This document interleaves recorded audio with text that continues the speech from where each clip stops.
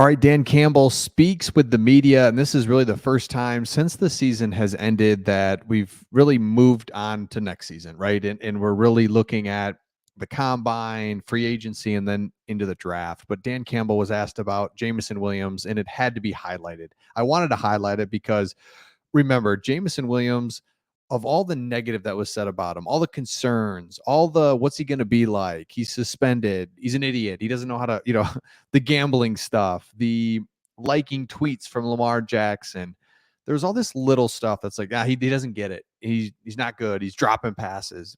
When in reality, he's really good, really explosive. And Dan Campbell shared a couple things and really gave an update on what his status is going to be going into next season. And it's like, let's go. Like, let's go. We can talk about the negative, but when the negative is like we talked about how it's potentially a negative, it's turned into a positive. We have to highlight it. So let's take a look at it. Jameson Williams, what a stud. Let's talk about it. So Dan Campbell said he's progressed. When he was able to come back off of when we got him in week 4 of the season, all we asked of him was just get better, just get a little bit better, and just become one of the guys, somebody that we can rely on in this offense. Just do your job. And that's exactly what he did. And that's it, right? I don't know. Can he get it? Can he get in rhythm with Goff? All this stuff. And they said it's just going to take time and we need to see him do it. And he's doing it. And you can see by the end of the year, we really felt like he started to come into his own.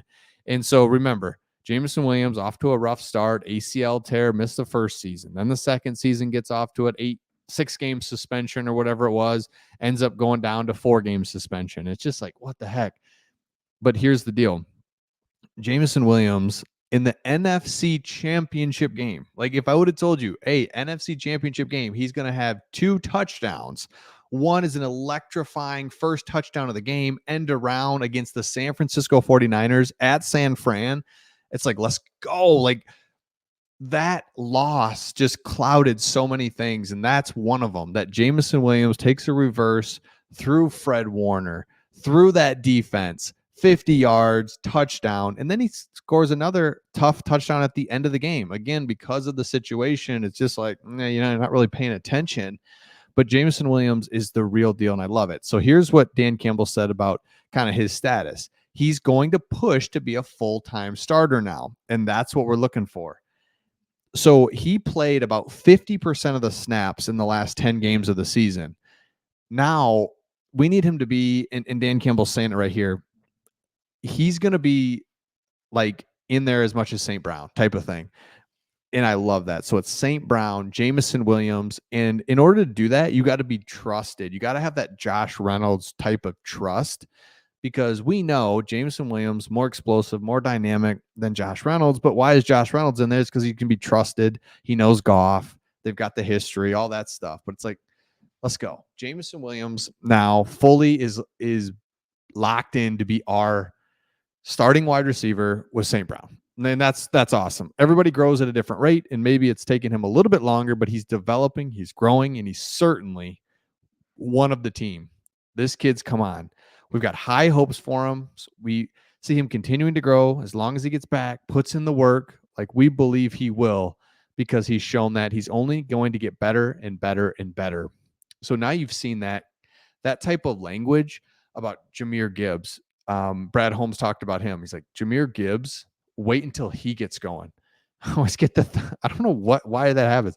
Thumbs up emojis. Let's do 2 thumbs up. So both of those guys have just scratched the surface. Sam Laporta, Brian Branch, Jack Campbell.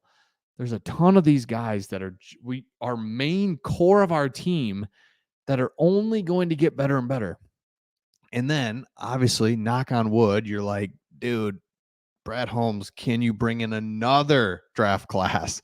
That's awesome. Because again, Brad Holmes talked about it. A pick in round 1, a pick in round 2, 2 picks in round 3.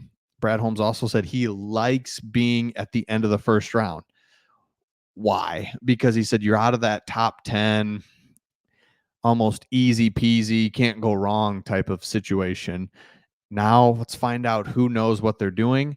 And this is really what separates those Ravens, the Pittsburgh Steelers, year after year is so good. They're picking in the 20s because they can find there's really talented players there. Dan Campbell, or excuse me, Brad Holmes can nail that on top of, again, our young core with Jared Goff, who's just super comfortable. Ben Johnson, another year. It's crazy how suddenly the Lions are a stable franchise. We've been doing this channel now for 3 years. This is our third off season. In the first off season, just wildness. Like the Lions kind of finished the season pretty on a kind of a high note. That 2021 season, if you can be a high note, where they won like 3 of 5 or something. And I was like, okay, maybe we got something. Then obviously last off season when they beat the Packers to keep them out of the playoffs, and it was like a lot of momentum.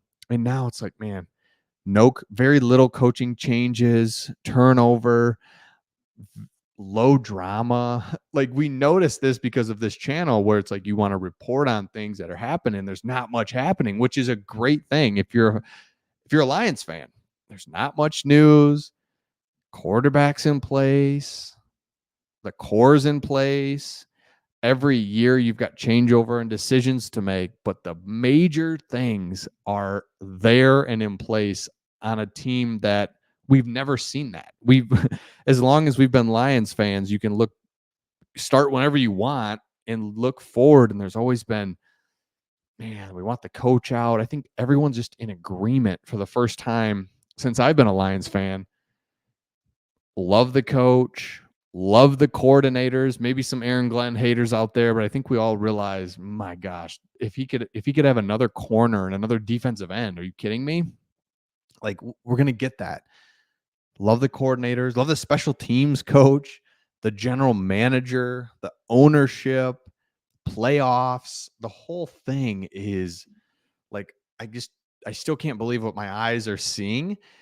And now you can start building on top of that. And that's again what the Lions are looking to do this offseason. And you have Jameson Williams, who's not going to be the full-time starter, or go for it, right? And prove that he can be the full-time starter. And that really makes you wonder, is Josh Reynolds going to be out? Will he be there? Will there be room for him? Because it's like, you're good, man, but I don't want that last game to cloud it because he struggled. He had the drops, crucial drops. My gosh, crucial drops. But you're kind of the same as Jameson, and Jameson's coming in. We almost don't need you. We just need some depth pieces now, really, at wide receiver. We still want some good players. We could draft people. So there's so many questions, but I love hearing, and we had to highlight that Jameson Williams is a great player, and we're so lucky to have him and all that stuff. Is he going to be good? Is he not? He's really good. Let me know your thoughts in the comments, and we'll see all of you on the next one.